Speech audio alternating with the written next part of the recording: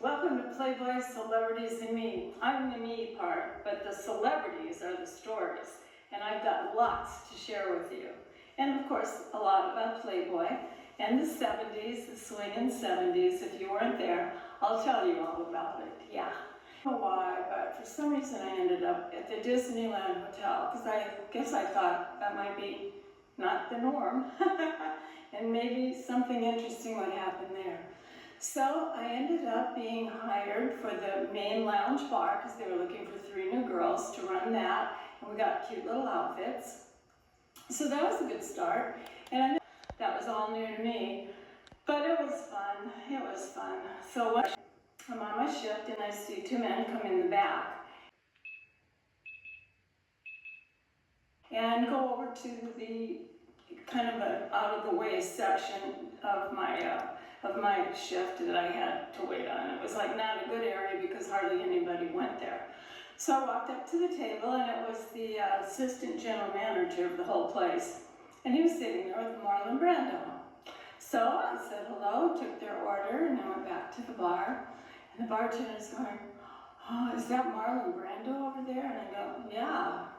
So he said, "What are you going to do?" And I go, "Bring him a drink."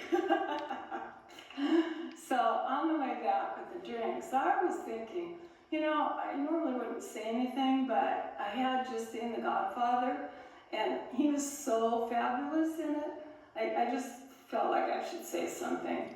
So I said, "You know, if you don't win the Academy Awards, something's wrong." And I was dead serious. So he smiled and mumbled something, and I left. And then, get this, the next day, here comes the assistant manager back in, all in a huff. "You didn't even answer him. You're so rude." And I go, "Answer who? And what are you talking about?" And he goes, "Marlon Brando, he asked you out." And I go, "Well, maybe if he enunciated a little more clearly, people could understand him. Sorry." He leaves, he goes, she turned down The Godfather." Yeah, right, well, so like, what would you have done? Fast forward a few years, you won't believe this, but I actually got a phone call from the real Godfather, the one from New York, the one from the Gambino crime family, the Paul Castellano one. Yeah, that's another story, but, oh, and there's more.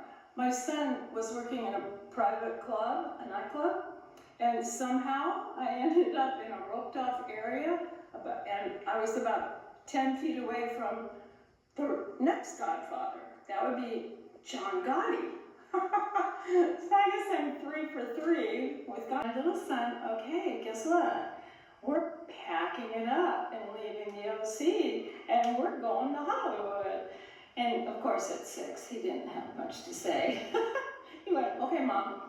So I guess that took some courage, but the way I looked at it, it was like, okay, let's just start a new adventure, because I've always been kind of a thrill seeker.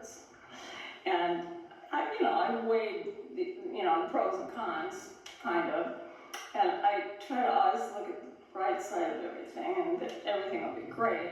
I didn't know what I was getting into, would you? So I just thought it'd be, a change, and it'd be interesting, which it was, as you can see. So my channel will be all about the adventures of the things and the people I ran into in Hollywood. I mean, it's not the way you think.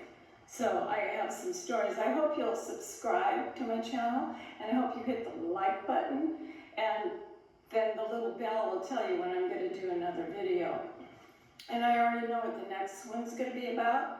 It's going to be about my first scary time by myself going to the Playboy Mansion. You tried going to the Playboy Mansion by yourself with no friends, and after hearing all the things that go on there, it was scary. But I made it through.